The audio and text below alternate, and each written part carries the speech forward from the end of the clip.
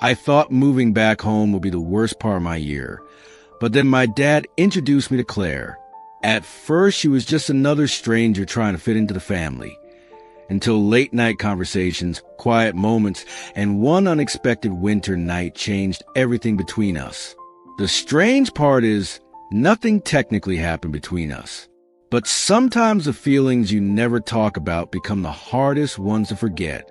I wasn't supposed to be home that summer. That's probably the first thing you need to know.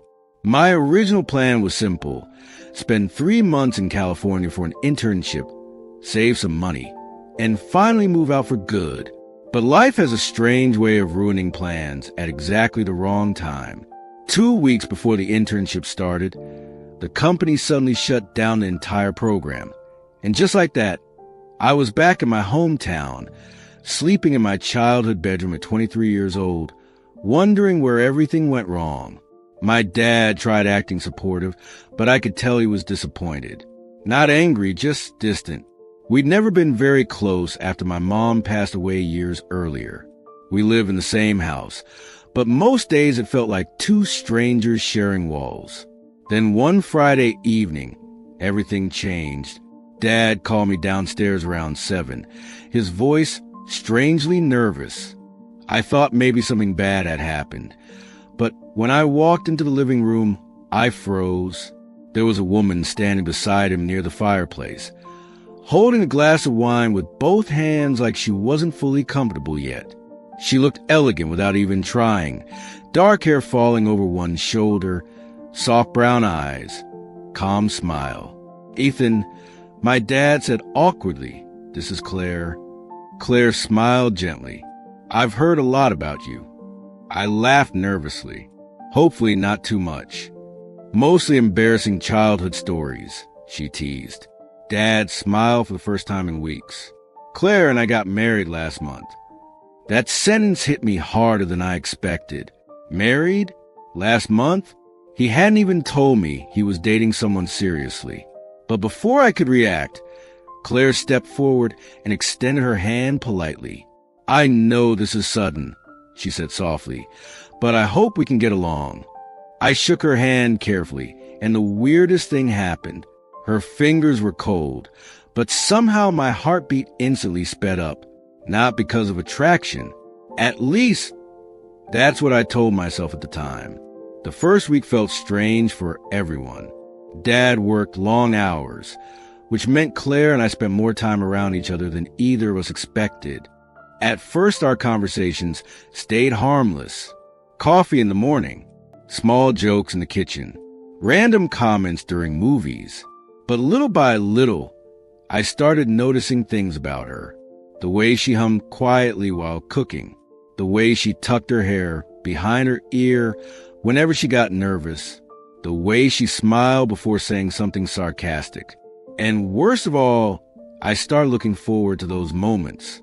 One night around midnight, I walked downstairs for water and found Claire sitting alone on the patio wrapped in a blanket, staring at the pool lights. She looked up when she heard the door. "Can't sleep either?" she asked. "Insomnia," I admitted. "You." She smiled faintly. Too many thoughts. I sat across from her, expecting the conversation to last maybe 2 minutes. But somehow we ended up talking until almost 3 in the morning. About music, life, regrets, dreams we never chased. At one point she looked at me carefully and said something I didn't expect. "You hide loneliness really well." That caught me off guard. "What makes you say that?" She shrugged softly. "People who joke a lot usually do." I laughed quietly. "That sounds fake deep." "Maybe," she smiled, "but I'm still right." The scary part? She was. After that night, things started changing faster. Dad left town frequently for work, and somehow Claire and I slipped into routines together without even trying. Morning coffee, grocery runs, movie nights, long conversations after midnight. It became normal, and honestly, that's what made it dangerous. Because attraction doesn't always arrive dramatically.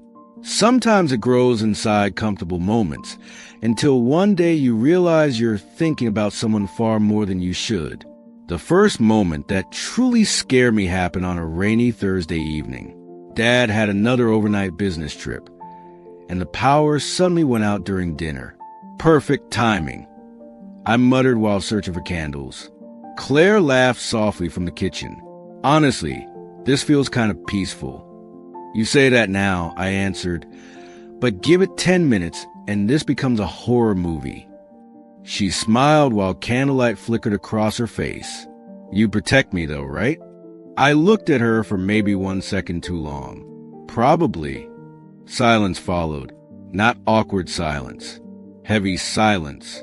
The kind where both people suddenly realized something shifted. Claire looked down at her wine glass before quietly asking, do you ever feel like life gets lonely even when people are around? That question hit harder than it should have. Yeah, I admitted quietly. All the time. She nodded slowly like she understood exactly what I meant. Then she smiled softly. You're easier to talk to than most people. I tried laughing it off. That's probably because I barely talk. No, she said carefully. It's because you actually listen. I swear my heart forgot how to function for a second. The storm outside grew louder while candlelight danced across the room, and suddenly I became painfully aware of how close we were standing. Then her phone buzzed. Dad. Reality returned instantly. Over the next few weeks, the tension between us became impossible to ignore, even though nothing inappropriate ever happened. It was smaller than that. Longer eye contact. Smiles that lingered too long. Tiny accidental touches that somehow felt important. And the worst part? Claire noticed everything. One afternoon, we were cleaning the garage together when she caught me staring at her accidentally. What? She asked with a smirk. Nothing. That was definitely not a nothing face.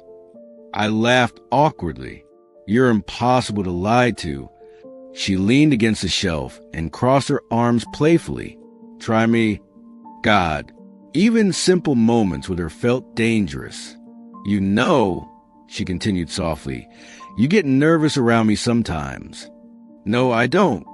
Ethan. I sighed dramatically. Okay, maybe a little. She smiled slowly like she'd just won something.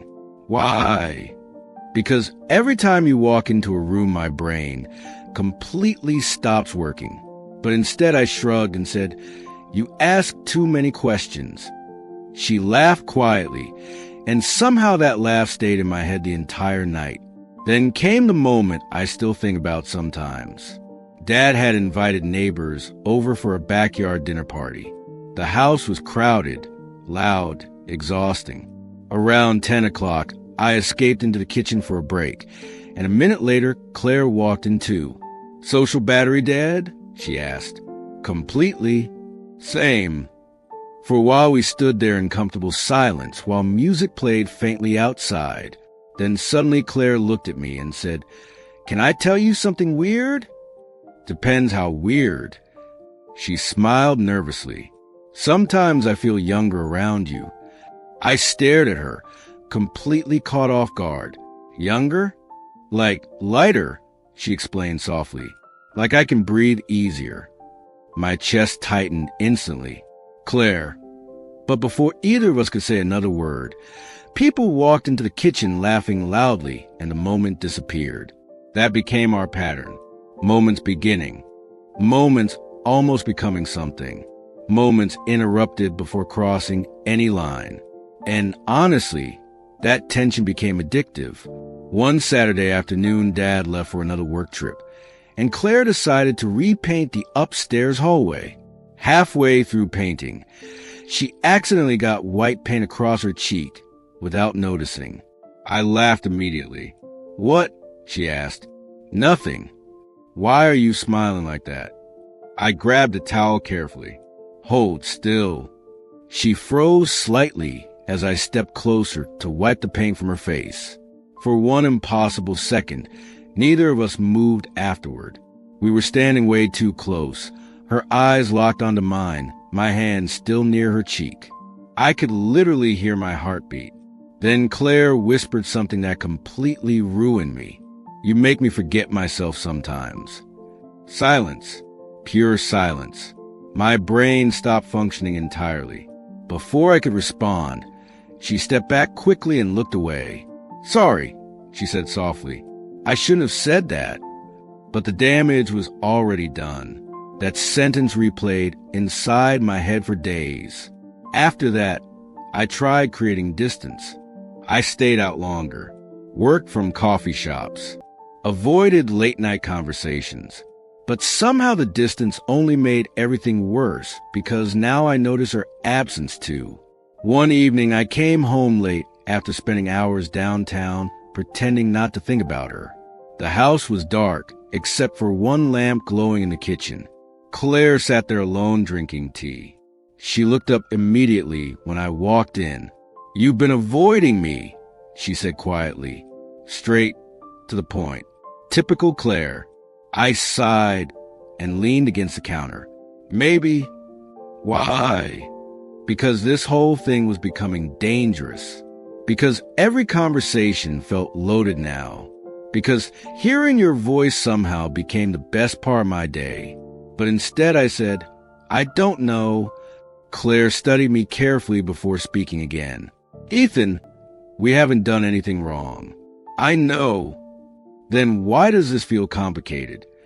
"Because complicated feelings don't need actions to exist." She looked down at her tea before quietly admitting, "I think about that too sometimes." My heart nearly stopped. "Claire, relax." She laughed softly, trying to lighten the mood. "You look terrified." "Maybe I am." She smiled sadly at that. "Yeah," she whispered. "Me too." Weeks passed like that, tension building inside ordinary moments. Then winter arrived. Cold nights, Christmas lights around the neighborhood, quiet evenings inside the house. One snowy night, Dad got stuck overnight in Seattle because of canceled flights, leaving just Claire and me home alone again. Around midnight, I heard soft music downstairs and found Claire dancing slowly by herself in the living room while decorating the Christmas tree. She immediately laughed when she saw me. "This looks embarrassing, doesn't it?" "A little." "Rude." I smiled and walked closer. "What song is this?" "Old jazz," she answered softly. "My mom used to play it constantly." For a moment, neither of us spoke. Then Claire held out her hand jokingly. "Dance with me?" I should have said no. Seriously, that would have been the smart decision.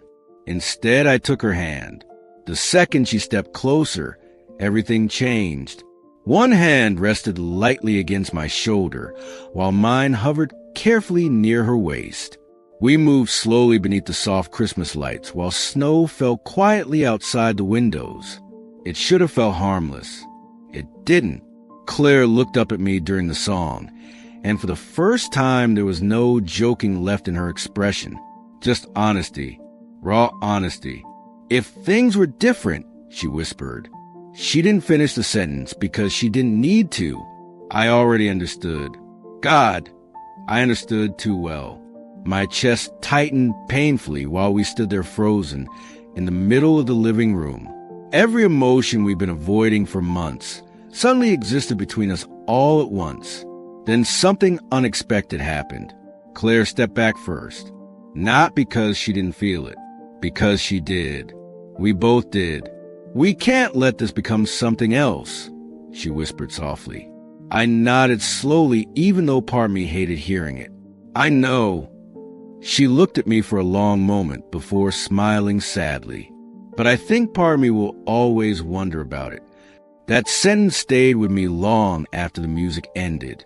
A month later, I finally moved into my own apartment downtown. The distance helped. A little. But some connections don't disappear just because life moves forward. Claire and I still text sometimes. Mostly harmless things. Movie recommendations. Random jokes. Updates about life. Yet somehow every conversation still carries that same unfinished feeling beneath it. Sometimes late at night, I think about that winter evening beneath the Christmas lights and wonder how close we really came to crossing a line neither of us could uncross. Maybe that's why the memory still lingers.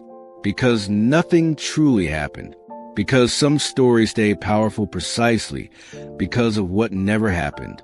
And maybe that's the dangerous thing about certain connections. Not the moments you act on, but the ones you spend years trying to forget.